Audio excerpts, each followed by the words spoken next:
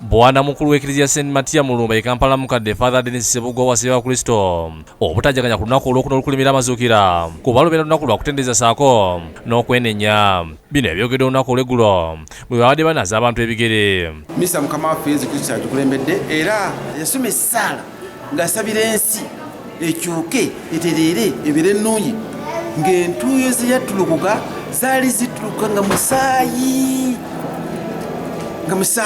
Awo nno waliwo abagenda okumala wano ekiseera nga beegayirira mu ngeri eyo. Awo nno olunaku luno lwandibadde lunaku lwa kucakala nnyo, kulya kunywa, lwandibadde lunaku lwa kwegayirira.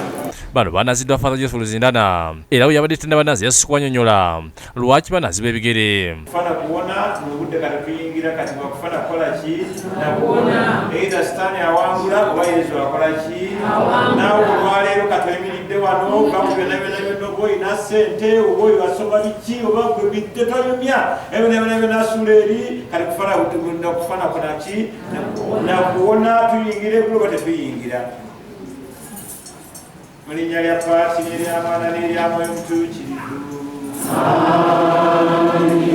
Mukama abeere nammwe. Yabasabye okweteekateeka bagenda okunaazibwa wakati mu namungi omuteerabye mu kutendereza.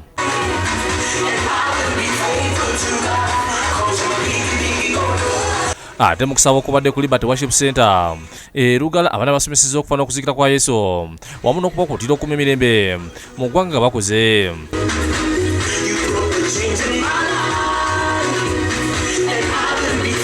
Yagamba abayigirizwa be nti nze ngenda eri kitange naye ndikomawo gye muli naye mbasabidde mubeere bumu ate n'emirembe gya Katonda gituule mu mmwe kubanga nze ngenda naye alibaweereza omubeezi Omwoyo Omutukuvu alibalungamya alibongera okubagatta mubeere bumu.